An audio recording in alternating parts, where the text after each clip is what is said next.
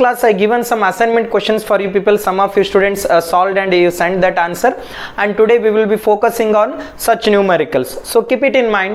So don't get fear about that numericals. So physics nalli ಸ್ವಲ್ಪ numericals ನ solve ಮಾಡಬೇಕಾದಾಗ so don't think it is too much difficult, ಬಹಳ difficult ಇದೆ ಅಂತ ಆ ಥರ ಏನು ಥಿಂಕ್ ಮಾಡಬೇಡ್ರಿ. Just slowly we can solve that one by one. You may get the things. It's not too much difficult as you thought that. So just you follow that class notes and just you follow that formulas. ಅಲ್ಲಿ class ನೋಟ್ಸನ್ನು follow ಮಾಡಿರಿ ಮತ್ತು ಫಾರ್ಮುಲಾಗಳನ್ನು follow ಮಾಡಿರಿ. So if I said that word JEE IIT, don't get a fear about those competitive examinations. Just freely you can solve the numericals, then automatically you will get the answers. So hope you solve that extra assignment questions. So some of you students you sent also, and remaining questions we have to solve that together here. Just I will try to read out the question.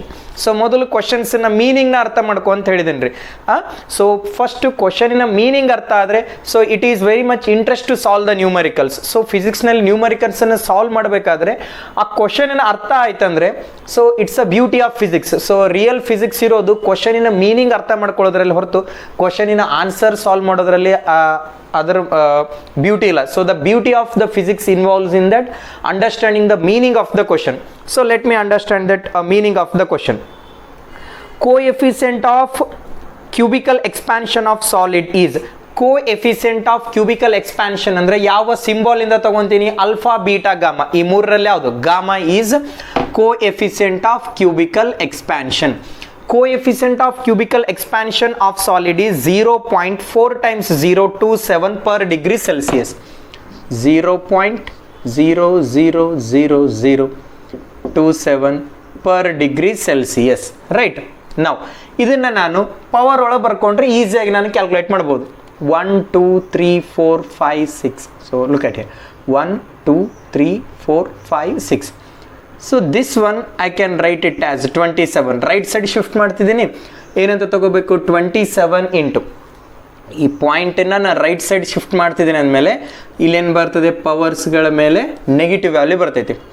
-1 -2 -3 -4 -5 -6. 10 to the power of -6 per degree Celsius. per degree Celsius ಅಂದರೆ ಡಿನಾಮಿನೇಟರ್ನಲ್ಲಿರೋದನ್ನು per ಅಂತ ತಗೊತೀನಿ ನಾನು.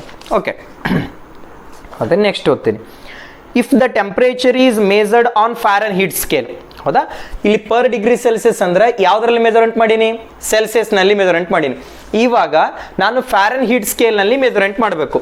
So ಇದನ್ನು gamma of C ಅಂತ ತಗೋಬೋದು. Coefficient of volume expansion at degree Celsius. Okay, next question. If the temperature is measured on Fahrenheit scale, ಹಂಗಂದ್ರೆ ನಾನು gamma of F value ಕಂಡುಹಿಡಿಬೇಕು. ಹಂಗಂದ್ರೆ ಕೋಎಫಿಷಿಯಂಟ್ ಆಫ್ ಕ್ಯೂಬಿಕಲ್ ಎಕ್ಸ್ಪ್ಯಾನ್ಷನ್ನ ಡಿಗ್ರಿ ಸೆಲ್ಸಿಯಸ್ನಲ್ಲಿ ಕೊಟ್ಟಿದ್ದಾರೆ, ಫ್ಯಾರನ್ಹೀಟ್ನಲ್ಲಿ ಕನ್ವರ್ಟ್ ಮಾಡ್ಕೋಬೇಕು. We know the formula how to convert that degree Celsius to Fahrenheit. Okay, I will read the question. If the temperature is measured on Fahrenheit scale, numerical value of coefficient of linear expansion of the solid is. Numerical value of coefficient of linear expansion ಅಂದ್ರೆ ಏನು? Alpha. ಇಲ್ಲಿ ನೋಡ್ರಿ, ಈ question ಅಲ್ಲಿ ಸ್ವಲ್ಪ confusing thing ಏನಂತಿದೆ ಅಂದ್ರೆ ಎರಡು unknown ಟರ್ಮ್ನ ಕಂಡುಹಿಡಿಬೇಕು ನಾನು. ಮೊದಲು ಯಾವುದನ್ನ ತಗೋಬೇಕು? ಗಾಮಾ ಆಫ್ ಸಿ ಕೊಟ್ಟಿದ್ದಾರೆ, ಗಾಮಾ ಆಫ್ ಎಫ್ ನ ಕಂಡುಹಿಡಿಬೇಕು. ಗಾಮಾ ಆಫ್ ಎಫ್ ನ ಕಂಡು ಹಿಡಿದ ಮೇಲೆ ನಾನು ಆಲ್ಫಾ ವ್ಯಾಲ್ಯೂ ಕಂಡುಹಿಡಿಬೇಕು. ಸೊ ಪ್ರತಿ ಟೈಮ್ ಫಿಸಿಕ್ಸ್ ನ್ಯೂಮರಿಕಲ್ಸ್ ನಲ್ಲಿ ಒಂದೇ ಅನ್ನೋನ್ ಟರ್ಮ್ ಇರೋದಿಲ್ಲ, ಎರಡು ಅನ್ನೋನ್ ಟರ್ಮ್ ನ ಫೈಂಡ್ ಔಟ್ ಮಾಡ್ಕೋಬೇಕು. ಒಂದು ಹಿಡನ್ ಟರ್ಮ್ ನ ಕೊಟ್ಟಿದ್ದಾರೆ. ಹಂಗಂದ್ರೆ ನಿಮಗೆ ಗಾಮಾ ಆಫ್ ಸಿ ಬರಬೇಕಂದ್ರೆ ನಾನು ಗಾಮಾ ಆಫ್ ಎಫ್ ವ್ಯಾಲ್ಯೂ ಕಂಡು ಹಿಡಿಬೇಕು. So gamma of C value ಕೊಟ್ಟಿದ್ದಾರೆ, ಗಾಮಾ ಆಫ್ ಎಫ್ ವ್ಯಾಲ್ಯೂ ಕಂಡು ಹಿಡಿದ್ರೆ ನಾನು ಇದನ್ನ ಆಲ್ಫಾ ವ್ಯಾಲ್ಯೂನ ಇನ್ ಟರ್ಮ್ಸ್ ಆಫ್ ಫ್ಯಾರನ್ಹೀಟ್ ನಲ್ಲಿ ಹೇಳಬೇಕು. So I have to express that alpha value in terms of Fahrenheit. ಇಲ್ಲಿ gamma value in terms of degree Celsius ನಲ್ಲಿ ಕೊಟ್ಟಿದ್ದಾರೆ. Look at here. Gamma of C is equal to,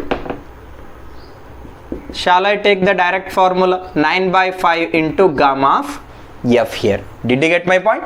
Gamma of C is equal to temperature at Celsius is equal to 9/5 into temperature at Fahrenheit scale. So quite common. So recall that formula. ಇದನ್ನ ಏನಂತ ಬರಿಬಹುದು? ಈ 5 left side ತಗೋರಿ, into gamma of C divided by 9, it is equal to gamma of F. I will get that coefficient of volume expansion or cubical expansion in Fahrenheit scale. 5 into gamma of C ಅಂದ್ರೆ ಏನಂತ ಇದೆ? 27 into 10 to the power of -6 ಅಂತ ಇದೆ, divide by 9. So ಎಷ್ಟಾಗುತ್ತೆ 5 into 3 15 into 10 to the power of -6 gamma of F.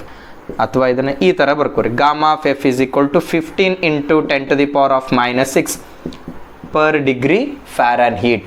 ನನಗಿಲ್ಲಿ gamma of C ಎಲ್ಲಿದೆ, degree ಸೆಲ್ಸಿಯಸ್ನಲ್ಲಿದೆ, ನನಗಿಲ್ಲಿ ಫ್ಯಾರನ್ ಹೀಟ್ನಲ್ಲಿ ಬಂತು. ಇವಾಗ ನನ್ನ ಮೇನ್ ಆನ್ಸರ್ ಏನನ್ನ ಫೈಂಡ್ ಔಟ್ ಮಾಡ್ಕೋಬೇಕು, I have to find out that alpha value. What is the relation between alpha and gamma? Gamma is equal to 3 times of alpha. Remember that we derived that relation between alpha, beta, gamma. Alpha is to beta is to gamma. It is 1 is to 2 is to 3. So ಇಲ್ಲಿ ಏನಂತ ಬರ್ಕೋಬಹುದು, ಸಾರಿ, alpha here. Alpha is equal to, sorry, I can take that, gamma is equal to 3 times of alpha. Equations ಅನ್ನು derive ಮಾಡಿರಿ. Gamma ಯಾವುದಕ್ಕೆ equivalent ಆಗಿದೆ, 3 times of alphaಗೆ equivalent ಆಗಿದೆ. Gamma of F is equal to 3 times of alpha of F. ನಾನು ಯಾವ value ಕಂಡುಹಿಡಿಬೇಕು, alpha of F value ಕಂಡುಹಿಡಿಬೇಕು. Gamma of F divided by 3. Gamma of F ಎಷ್ಟಿದೆ, 15 ಇದೆ. 15 into 10 to the power of -6 divided by 3. It is equal to alpha of f. It is 5 into 10 to the power of -6. What is that alpha of f value here? 5 into 10 to the power of -6. ಅಥವಾ ಇದನ್ನೇನಂತ ಬರೀಬಹುದು, alpha of f is equal to 0.12345 per degree Fahrenheit. So this is the answer. Remember here, gamma of C Celsius ನಲ್ಲಿ ಕೊಟ್ಟಿದ್ದಾರೆ. ಮೊದಲು ಅದನ್ನ Fahrenheit scale ನಲ್ಲಿ ತಗೊಂಡೆ, gamma of F ತಗೊಂಡೆ. ಆಮೇಲೆ gamma of F is equal to 3 times of alpha of f. Alpha f value is this much. So hope you understand this thing. We'll look at that next question. Okay. So simpler thing is that, so just you try to remember the formula. ನೀವು ಫಾರ್ಮುಲಾಗಳ list ಮಾಡ್ಕೊರಂದು rough ಪೇಜ್ನಲ್ಲಿ. ಇಲ್ಲಿ ತನಕ ಎಷ್ಟು 15 to 16 video ಕ್ಲಾಸ್ಗಳಾದಲ್ಲಿ ಆ ಎಲ್ಲ video ಕ್ಲಾಸ್ಗಳಲ್ಲಿ notes ಕಳಿಸಿದ್ದೀನಿ maximum. Just you try to list out the formula. ನೀವು ಫಾರ್ಮುಲಾಗಳನ್ನು ರಿಮೆಂಬರ್ ಮಾಡಿಕೊಂಡ್ರೆ ಈಸಿಯಾಗಿ ನಾನು ವ್ಯಾಲ್ಯೂನ ಫೈಂಡ್ ಔಟ್ ಮಾಡ್ಬೋದು. Okay, next question I will read. If the coefficient of cubical expansion is X times of cubical expansion of coefficient of cubical expansion is x times of coefficient of superficial expansion. Superficial expansion ಅಂದ್ರೂ ಒಂದೇ ಅಥವಾ aerial expansion ಅಂದ್ರೂ ಒಂದೇ, same meaning. Then value of X is, ಇಲ್ಲಿ ಏನಂತ ಕೊಟ್ಟಿದ್ದಾರೆ, coefficient of cubical expansion is x times of this superficial expansion. Cubical expansion means, coefficient of cubical expansion means gamma. Gamma is equal to x times of the superficial expansion. X times of superficial expansion or aerial expansion is represented by the symbol beta here. Okay, now I shall take it here. This is the question. ಈ question ಅನ್ನ statement form ನಲ್ಲಿ ಬರ್ಕೊಂಡೆ ನಾನು. So this is the question only. Now we are having that gamma ನ ಏನಂತ ಬರ್ಕೋಬಹುದು, 3 times of alpha ಅಂತ ಬರ್ಕೋಬಹುದು. Look at here, we know that gamma is equal to 3 times of alpha. ಅದೇ ತರ beta is equal to 2 times of alpha.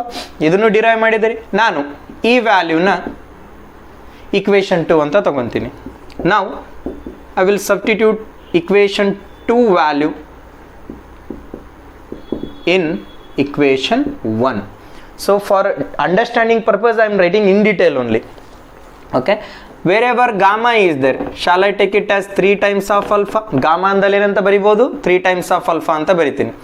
It is equal to x into beta ಅನ್ನೋ term ನಲ್ಲಿ ಏನಂತ ಬರಿಬಹುದು, 2 times of alpha ಅಂತ ಬರಿಬಹುದು. ಇವಾಗ alpha ಅನ್ನೋ term cancel ಆಯಿತು. 3 is equal to x into 2 or x is equal to what, 3/2 or 3/2 ನ ಏನಂತ ಬರಿಬಹುದು ನಾನು, 1.5. This is the answer. Simpler thing. Okay, we'll look at next one. Ratio of length of 2 rod is 4:3. Ratio ಅಂತಂದ್ರೆ ಏನು, numerator ಮತ್ತು ಡಿನಾಮಿನೇಟರ್ಗೆ ratio ಅಂತ ಕರಿತೀವಿ. Ratio of length of 2 rod. ಮೊದಲನೇ ರಾಡಿನ length L1 ಅಂತ ತಗೊಂತೀನಿ, ಸೆಕೆಂಡ್ ರಾಡಿನ ಲೆಂತ್ L2 ಅಂತ ತಗೊಂತೀನಿ. Value ಏನಂತ ಇದೆ, 4/3 ಅಂತ ಇದೆ. Okay, the ratio of their coefficient of cubical expansion, so some little bit mistake in the question, ratio of their coefficient of linear expansion is 2:3, then the ratio of their linear expansion, the ratio of coefficient of linear expansion, you can take ratio of coefficient of linear expansion value is 2:3. Okay, then ratio of their linear expansion when they are heated through the same temperature difference, ಏನನ್ನು determine ಮಾಡಬೇಕು? Ratio of their linear expansion.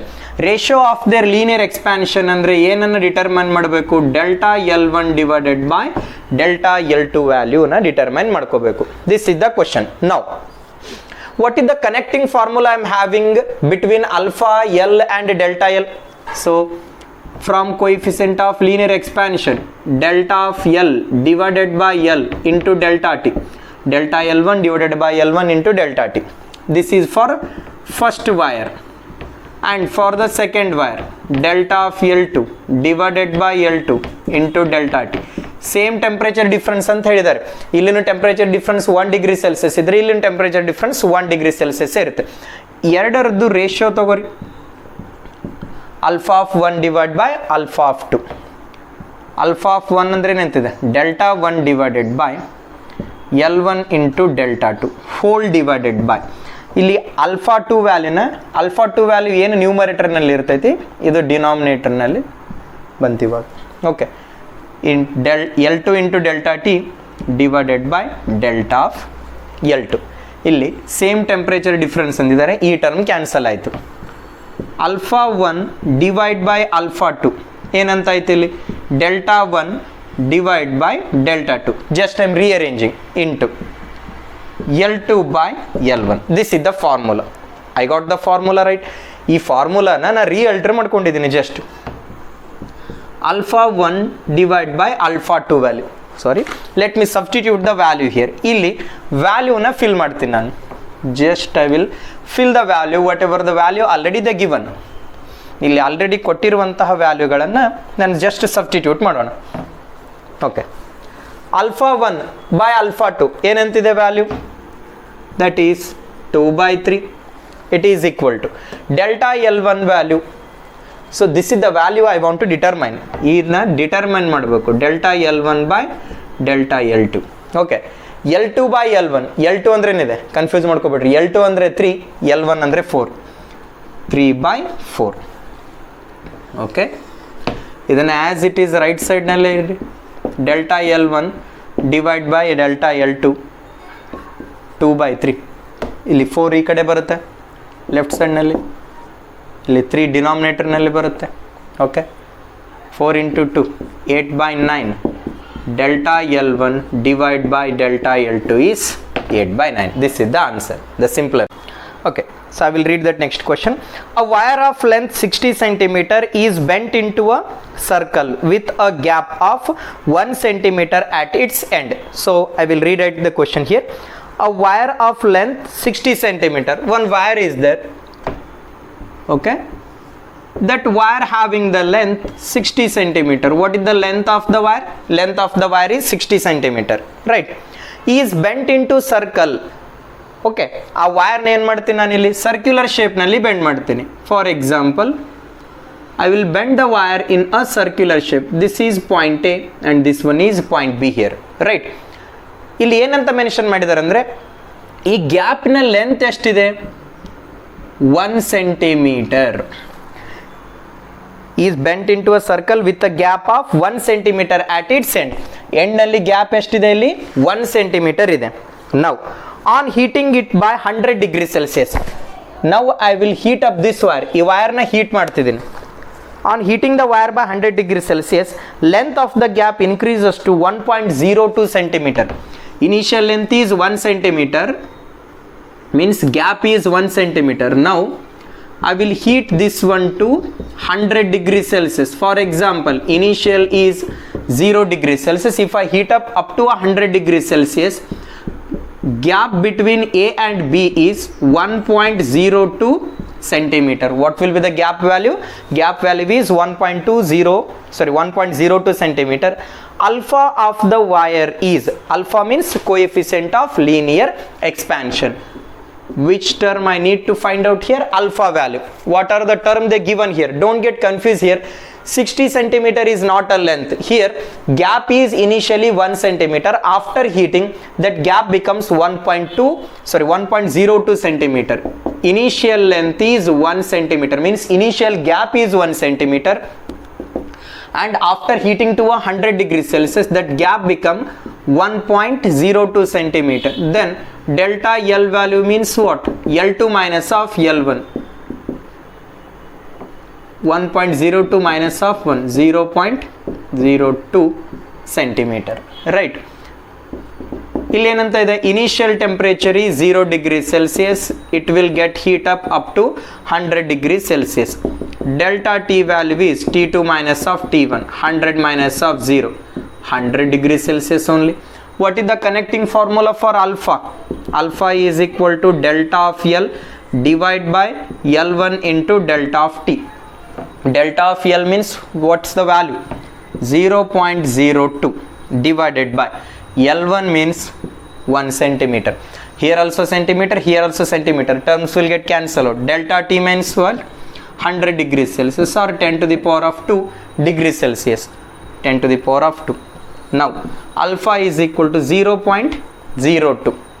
Look at here, 10 to the power of 2, if it goes to numerator, into 10 to the power of minus 2. Okay, now that answer is in terms of 10 to the power of minus 4. This is also right, per degree Celsius, or I can take that 10 to the power of minus 3, 10 to the power of minus 4. 2 into 10 to the power of minus 4 per degree Celsius. This is the answer. So simple questions are there. So just try to solve that. Remaining questions I will give it as an assignment.